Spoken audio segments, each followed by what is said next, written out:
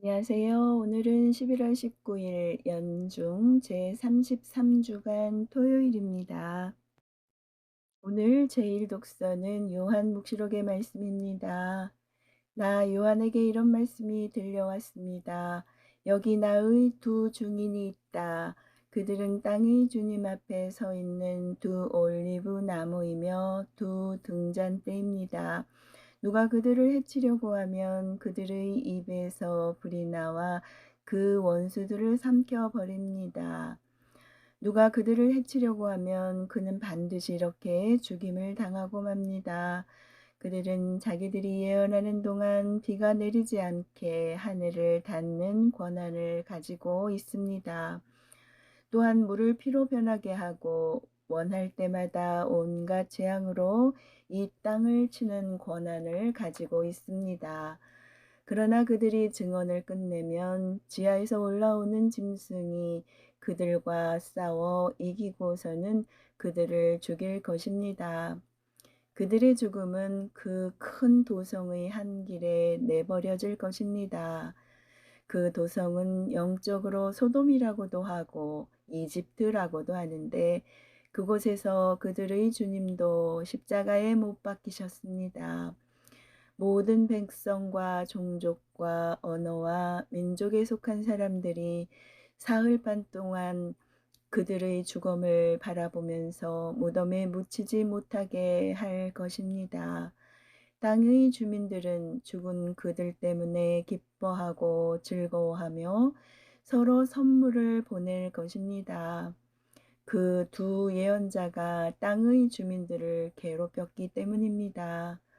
그러나 사흘반이 지난 뒤에 하느님에게서 생명의 숨이 나와 그들에게 들어가니 그들이 제 발로 일어섰습니다. 그들을 쳐다본 사람들은 큰 두려움에 사로잡혔습니다. 그 두 예언자는 하늘에서부터 이리 올라오너라 하고 외치는 큰 목소리를 들었습니다. 그리하여 그들은 원수들이 쳐다보고 있는 가운데 구름을 타고 하늘로 올라갔습니다. 주님의 말씀입니다. 하느님 감사합니다. 이어서 루카 복음입니다.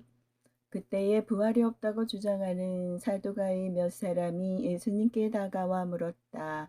스승님, 모세는 어떤 사람의 형제가 자식 없이 아내를 남기고 죽으면 그 사람이 죽은 이의 아내를 맞아들여 형제의 후사를 일으켜 주어야 한다고 저희를 위하여 기록해 놓았습니다. 그런데 7형제가 있었습니다. 마지가 아내를 맞아들였는데 자식 없이 죽었습니다. 그래서 둘째가 그 다음에는 셋째가 그 여자를 맞아들였습니다. 이렇게 7이 모두 자식을 남기지 못하고 죽었습니다. 마침내 그 부인도 죽었습니다. 그러면 부활 때에 그 여자는 그들 가운데 누구의 아내가 되겠습니까? 7이 다 그 여자를 아내로 맞아들였으니 말입니다. 예수님께서 그들에게 이르셨다. 이 세상 사람들은 장가도 들고 시집도 간다.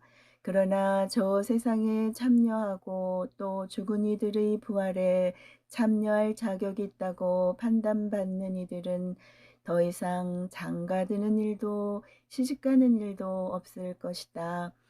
천사들과 같아져서 더 이상 죽는 일도 없다. 그들은 또한 부활에 동참하여 하느님의 자녀가 된다.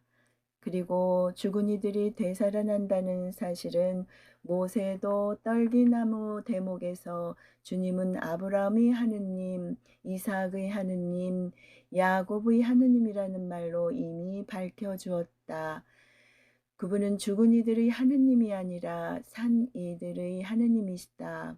사실 하느님께서는 모든 사람이 살아있는 것이다.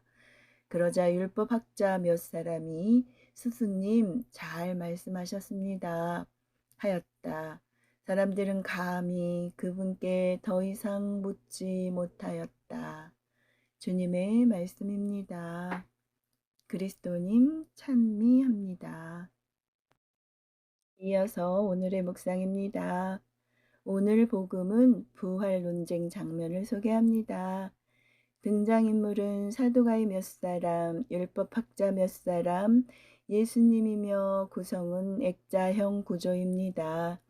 등장인물들이 대화 안에 다른 이야기들이 끼어 있기 때문입니다. 사두가이들은 어떤 사람의 형제가 자식 없이 아내를 남기고 죽으면 그 사람이 죽은 이의 아내를 맞아들여 형제의 후사를 일으켜 주어야 한다라는 모세의 율법 일부를 근거로 일곱 형제 이야기를 예로 듭니다. 일곱 형제가 한 여자를 아내로 맞아들였는데 모두 자식을 남기지 못하였다면 부활 때 그 여인은 누구의 아내가 되느냐는 질문입니다. 이 이야기는 부활을 믿지 않는 사두가이들이 인위적으로 만들어낸 예시입니다. 한편 예수님께서는 그들의 모순을 지적하시려고 다른 이야기를 꺼내십니다. 사두가이들이 모세의 율법 일부를 근거로 논쟁을 시작하였다면 예수님께서는 모세의 떨기나무 발현 이야기를 끌어오십니다. 이는 하느님께서 모세에게 당신을 드러내시고 이름까지 알려주신 구약 성경의 가장 탁월한 계시 이야기입니다. 이 이야기에서 하느님께서는 당신께서 여러 성조의 하느님이심을 밝히셨습니다. 이로써 그분께서는 죽은 이들의 하느님이 아니시라 산 이들의 하느님이심을 드러납니다.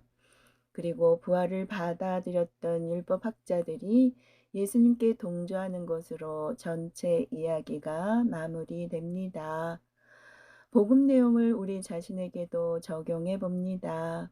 나의 옳음과 정당함을 주장하려고 인위적으로 이야기를 끌어다 사용하는 사두가이들의 모습과 예수님을 메시아로 받아들이지 못하지만 경쟁 상대를 끌어내리려고 그분께 암묵적으로 동조하는 율법 학자들의 모습 가운데 우리는 어느 쪽에 가깝습니까?